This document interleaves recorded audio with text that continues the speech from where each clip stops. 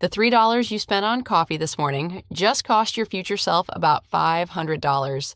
And I know that sounds completely insane, like another financial guru trying to guilt you about enjoying your life. But stick with me here because what I'm about to show you has nothing to do with coffee and everything to do with how wealth actually gets built in ways that nobody talks about.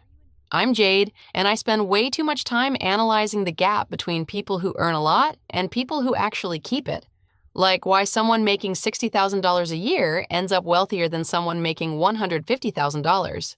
And what I've found is that the difference has nothing to do with income and everything to do with these tiny, almost invisible decisions that compound over decades. If you've ever felt like you're doing everything right but your bank account doesn't reflect it, or you're wondering if there's actually a path to wealth when you're starting from basically nothing, make sure to hit that subscribe button. Give this video a thumbs up if it helps you see your financial situation differently. Here's what most people completely miss about building wealth. They're waiting for the big moment, the promotion that changes everything, the inheritance, the perfect investment opportunity, and while they're waiting, they're doing absolutely nothing with the money they have right now. They're not saving $20, not investing $50, not making any small moves, because those feel pointless compared to the massive change they're waiting for. But here's what nobody tells you. The people who actually build wealth almost never had a big break. They started with something so small it felt stupid. They saved their first $50 and thought, well, this is basically nothing. But then they did it again the next month, and again. And somewhere around month 3 or 4, something shifted. They weren't trying to save anymore, they had become someone who saves. That identity shift is where everything changes. The compound math nobody shows you. All right, so the psychology makes sense. Small wins build identity, identity drives behavior, behavior becomes automatic. But let's talk about what this actually means in dollar terms, because this is where most people's brains completely break and where the real magic happens. Let's start with that $5 coffee everyone loves to argue about. I'm not here to tell you to stop drinking coffee, but I am going to show you what that $5 actually costs you in opportunity terms, because once you see it, you can't unsee it. $5 a day is $1,825 a year. Most people's brains stop right there. Like, okay, under $2,000, not life-changing, but stick with me here because this is where it gets genuinely wild. If you invest that $1,825 every single year for 30 years at a 7% average annual return, which is actually pretty conservative for stock market performance historically, you don't end up with $54,750. That's what you'd have if you just stuffed it in a mattress. You end up with about $185,000 from $5 a day. Let me say that again because I know it sounds wrong. $5 a day, the cost of one coffee or one snack or one completely forgettable impulse purchase turns into $185,000 over 30 years. That's not a trick. That's not an exaggeration. That's just compound interest doing what compound interest does, which is growing exponentially in a way that human brains are absolutely terrible at understanding intuitively. Now let me break down what this journey actually looks like year by year, because the progression is really important to understand if you're going to stick with this when it feels pointless. Year 1, you save $1,825 and it grows to maybe $1,950. Totally boring, completely meaningless. You could earn that working a single weekend. Year 5, you've got about $10,500. Starting to feel slightly more real, but still not impressive. You can't buy a car with that. You definitely can't put a down payment on a house. It doesn't change your life in any visible way, and this is exactly when most people quit. But here's where it gets interesting. By year 10, you're sitting at about $26,000, and that year's growth alone is around $1,800. Think about that for a second. Your money just earned almost as much as you contributed, without you doing anything. By year 15, you've got roughly $45,000, and the returns that year are about $3,150, which is more than you're putting in. Your money is officially working harder than you are. By year 20, the portfolio is around $85,000, and the growth for that year is close to $6,000. By year 30, you're at $185,000, and that single year's growth is over $12,000. More than twice your annual contribution, happening automatically while you sleep. This is what people mean when they talk about the hockey stick effect. For the first 10 years, it feels like you're pushing a boulder uphill through mud in the dark. Slow, exhausting, pointless. You're contributing money every month and watching it grow at a rate that barely beats inflation. Most people give up right here because nothing seems to be happening. But somewhere around year 10 to 15, the boulder tips over the crest of the hill and starts rolling on its own. And by year 20, you're not pushing anymore. You're just trying to keep up with how fast it's moving. The money is growing itself, and your job is simply to not mess it up. Now here's where small wins get genuinely powerful. What happens when you stack them? Because most people don't just have one small money leak, they've got 3 or 4. Let me show you what I mean. Let's say you make 4 tiny adjustments to your life. You skip 1 restaurant meal per week and cook at home instead. That saves you about $40 a week, roughly $2,000 a year. You switch to generic brands for groceries where it literally doesn't matter, like aluminum foil or paper towels or pasta. That's maybe $50 a month saved, so $600 a year. You cancel 2 streaming services you barely even use. That's another $25 a month, $300 a year. And you learn to do a few basic tasks yourself instead of paying someone, like changing your oil or doing basic cleaning or simple maintenance. That saves you maybe $60 a month, about $720 a year. None of these feel like sacrifices, like your quality of life has not meaningfully changed. You're still eating great food. You've still got plenty of entertainment, your car still runs perfectly, your place is still clean. But you've just freed up about $3,650 a year without noticing any real difference in your day-to-day life. And if you invest that for 30 years at 7%, you end up with roughly $370,000 from changes so small you wouldn't even think to mention them to anyone. Let me show you something else that's going to blow your mind, because this is where the time element becomes genuinely important. This is the part that makes starting right now, even with tiny amounts, more valuable than waiting to start big later. 2 people, Person A and Person B. Person A starts investing $200 a month at age 25. They do this for exactly 10 years until age 35. Then they stop completely, never contribute another dollar. They've put in $24,000 total. Person B waits until age 35 to start, then invests $200 a month for 30 years straight until age 65. They contribute $72,000 total, 3 times as much actual money as Person A. At age 65, with a 7% return, Person A has about $338,000. Person B has about $244,000. Person A contributed a third of the money and ended up with almost $100,000 more purely because they started earlier. Those first 10 years of compound growth end up being worth more than the entire next 30 years combined. This is why starting with small wins right now, even if they're laughably tiny, is exponentially more valuable than waiting to make big contributions later. Time is the multiplier, and you can't buy it back. Why people fail at small wins? So if psychology makes sense and the math is completely undeniable, why do most people stay broke? Why do they never actually build wealth this way? Because there are these psychological traps that destroy small wins before they ever have a chance to compound, and almost nobody warns you about them. The first trap is what I call the significance problem, and it's probably the biggest wealth killer out there. Small wins don't feel significant enough to matter. Saving $20 when your goal is financial independence feels like trying to empty the ocean with a teaspoon. Your brain needs big, dramatic changes to register progress. So people skip small wins entirely and wait for something big to happen first. They wait for the promotion that'll let them save $500 a month. They wait for the side business that'll generate real income. They wait for the inheritance or the investment opportunity or the career breakthrough that changes everything. And while they're waiting, they're doing absolutely nothing with the money they actually have right now. Zero.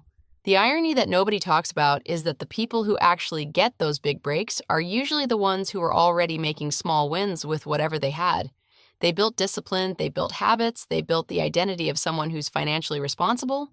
So when the opportunity showed up, they were ready for it and they knew how to protect it. Meanwhile, the people who spent years waiting typically squander the big break when it finally arrives because they never developed the habits to handle it. Here's a concrete example that plays out constantly. 2 people both get a $10,000 windfall. Could be a bonus, inheritance, tax refund, whatever. Person A has been waiting for this moment. They've got no saving habits, no investment discipline, nothing. They immediately start thinking about what they can buy. Maybe a nice vacation, maybe they upgrade their car, maybe it just slowly disappears into regular spending over 6 months because they never built the systems to protect it. A year later, it's completely gone and their financial situation is exactly where it started. Person B has been saving $100 a month for 2 years. They've built the identity of a saver. When the $10,000 shows up, their first instinct isn't what can I buy? It's where should I invest this? They put it straight into their investment account where it grows alongside their regular contributions. 15 years later, that $10,000 has turned into about $27,000, not even counting their monthly contributions. Same windfall, completely different outcomes, and the only difference was the small win habits they'd built before the opportunity arrived.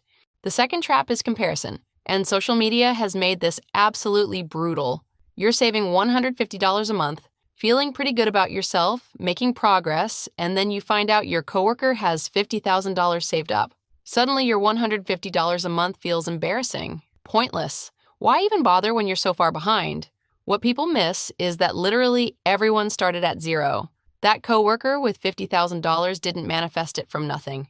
They probably started exactly where you are right now, saving small amounts consistently for years before it grew into something that looks impressive. But you only see the result, not the boring decade of discipline that created it. The moment you start measuring your progress against someone else's highlight reel, you've introduced a psychological vulnerability that will absolutely wreck your consistency. The third trap, and this is the one that kills most people, is the instant results culture we're all swimming in. Everything in modern life is instant. If you want to watch a movie, it streams immediately. You want food, it's at your door in 30 minutes. You want information, it's one search away. You want basically anything, and modern technology delivers it faster than your grandparents could have imagined, but money doesn't work like that. Money requires patience on a timeline that feels almost offensive in 2026.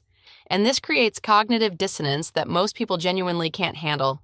Let me tell you what the first 3 years of building wealth through small wins actually feel like, because this is the danger zone where most people quit. You're doing everything right. You're saving consistently every month. You're making smart decisions. You're being disciplined when everyone around you is spending freely. And your bank account barely looks different than when you started. Year 1, you've got maybe $2,000 saved. Year 2, you're at $5,000. Year 3, you've hit $8,000.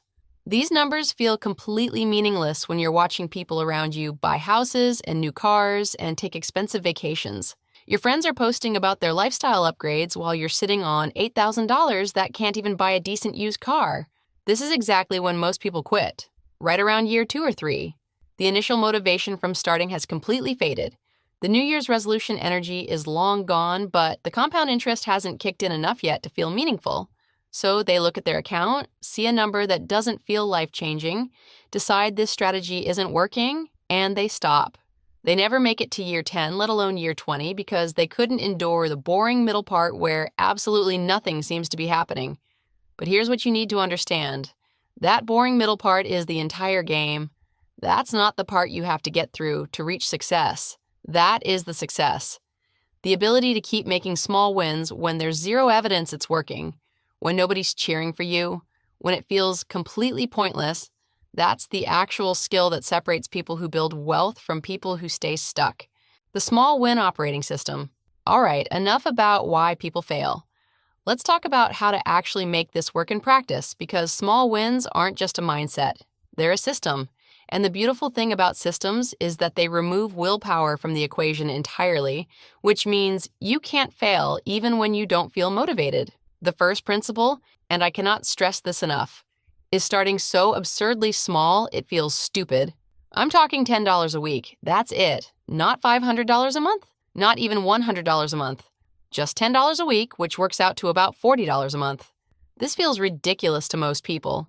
It feels like it's not even worth the effort of setting up, but that's exactly the point. You're not optimizing for maximum savings rate right now. You're optimizing for building a habit without triggering psychological resistance.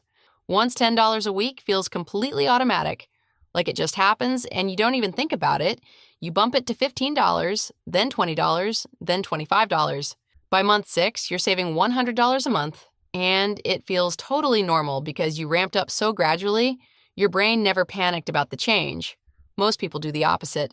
They get motivated, decide to save $500 a month starting immediately, go hard for 2 weeks, get exhausted, quit completely, and feel like failures. Don't do that. Start so small it's impossible to fail. The second principle is automation. And this is legitimately the most important thing I'm going to tell you in this entire video. You need to remove yourself from the decision-making process completely. Every single time you manually have to transfer money to savings, you're creating a decision point where your discipline gets tested. And willpower is a finite resource that depletes throughout the day. Automation eliminates all of that. Set up your direct deposit so that 10% or 15% of your paycheck goes straight to your investment account before it even touches your checking account. You never see it, you never touch it, you never decide, it just happens every single time, whether you're motivated or not. Here's a specific tactic that works incredibly well and most people never think to do. Every time you get a raise, immediately automate half of that increase into your savings before you adjust your lifestyle to the new income. So if you get a $3,000 annual raise, which is pretty typical, $1,500 goes to improving your lifestyle and $1,500 goes straight to investments automatically. Now let me show you something that most people completely miss. There are these invisible optimization opportunities sitting in your financial life right now that can generate literally thousands of dollars a year with basically zero effort. Move your emergency fund from a traditional savings account earning 0.01% interest to a high-yield savings account earning 4% to 5%. On $5,000, that's the difference between earning 50 cents a year and earning $200 to $250 a year. Same exact money, same risk level, just parked in a smarter place. It takes you maybe 15 minutes to set up once, and then it pays you automatically every single year for the rest of your life. Switch to a cashback credit card if you're responsible with credit and pay it off every month. A card that gives you 2% back on everything means you're getting a 2% discount on your entire life. If you spend $25,000 a year on that card, that's $500 back. Not life-changing on its own, but stack it with everything else we're talking about, and suddenly you're generating real money from spending you were already doing anyway. Call your internet provider, your phone company, your insurance company. Actually pick up the phone and call them. Tell them you're reviewing your expenses and considering switching providers. Ask what they can do to keep your business. One 15-minute call can save you $20 to $30 a month, which is $240 to $360 a year. Tax optimization is another thing almost nobody does. If your employer offers a 401k match, you should be contributing at least enough to get the full match because that's literally free money. Beyond that, you can contribute up to about $23,000 a year, and every dollar you put in reduces your taxable income right now while also building wealth for later. Same thing with IRAs and HSAs. These are incredibly boring, completely unsexy, and genuinely powerful tools that can save you thousands in taxes every single year while building your net worth. Now let's talk about side income for a second, because this is where small wins can accelerate dramatically. I'm not talking about quitting your job or starting a business or becoming an influencer. I'm talking about quietly using a skill you already have to generate an extra $300 to $500 a month that nobody even knows about. Freelance something you're already good at. Consult in your area of expertise. Create a small digital product. Do something that takes maybe 10 hours a month and generates money that goes straight into your investment account, not into upgrading your lifestyle. $400 a month is $4,800 a year. Invested for 30 years at 7%, that turns into about $485,000. From weekend work that most people waste on Netflix anyway. This is often the difference between retiring comfortably and retiring actually wealthy, and it comes from treating your free time as an asset instead of just consumption time, the inflection point. So you've started making small wins, you've automated your savings, you're stacking these little optimizations. You're enduring the boring phase where nothing seems to be happening. What actually changes when this finally works? Because there's this moment, and it absolutely sneaks up on you, where everything fundamentally shifts. It's called the $100,000 milestone, and Charlie Munger, Warren Buffett's longtime business partner, famously said the first $100,000 is a bitch, but you've got to do it. And he was absolutely right. If you're saving $500 a month with a 7% return, it takes you about 10 years to hit $100,000. An entire decade of discipline. That's a genuinely long time to stay focused on something that doesn't provide any immediate gratification or social validation. But here's why this number matters so much. $100,000 at a 7% return generates about $7,000 a year in investment returns. That's roughly $583 a month that you didn't work for. Your money is now working as hard as you are. And psychologically, this is the exact moment where you realize you're actually going to be okay financially. You're not rich yet. but you can see the path clearly for the first time. And here's where it gets genuinely wild. The second $100,000 only takes about 6 years at that same $500 monthly savings rate. The third $100,000 takes about 4.5 years. The fourth takes roughly 3.5 years. Each milestone accelerates because compound interest is finally doing visible heavy lifting. But you only get to experience this acceleration if you survived that brutal first decade that breaks most people. What actually changes in your life with $100,000 saved is optionality, and optionality is everything. You can take career risks you couldn't before because you've got a financial cushion. You can say no to bad opportunities because you're not desperate for any income. You can negotiate from a position of strength because walking away doesn't terrify you anymore. The money itself isn't even the real goal. The options are the goal. And options only come from years of small, consistent, boring wins that nobody else sees or cares about or even knows you're making. The tale of two futures. Let me paint you a picture of what this actually looks like over a lifetime, because I think seeing the full timeline makes this click in a way that individual numbers can't. Two people. Both are 25 years old. Both make $45,000 a year. Same starting point, same opportunities, same economic conditions. The only difference is their approach to small wins. Person A decides that wealth building is for people who make more money. They're going to wait until they get a better job, and then they'll start saving seriously. They're not irresponsible with money. They're not racking up crazy debt. They just spend what they earn. Every few years, they manage to save $1,000 or $2,000, but then life happens and it disappears. Car repair, unexpected expenses, or they just slowly spend it because there's no system protecting it. Person B decides to start with $150 a month. That's it. $150. They set up automatic transfers, they forget about it, they let it run in the background of their life while they focus on everything else. Year 1, Person B has about $1,850 saved, completely meaningless.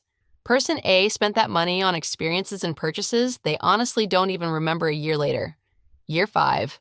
Person B has around $11,000. Person A has maybe $3,000 from sporadic attempts to save that never stuck. Year 10. Person B hits $27,000. Person A has about $8,000. The gap is starting to widen, but it still doesn't feel dramatic to either of them. Both get a $5,000 windfall this year. Person A spends it on a vacation and some purchases. Person B invests it because they've built the identity of an investor. Now Person B has about $32,000 total. Year 15, Person B has roughly $47,000. Person A, who's been earning the same salary and getting similar raises throughout, has maybe $15,000. They're starting to panic a little because they're approaching 40 and retirement feels suddenly real. Year 20, Person B crosses $78,000. Their investment returns that year alone are almost $6,000. Person A has maybe $25,000 after some aggressive late attempts to catch up that burned them out and didn't stick. Year 25. Person B has about $122,000. The passive income from their investments is now exceeding their monthly contributions.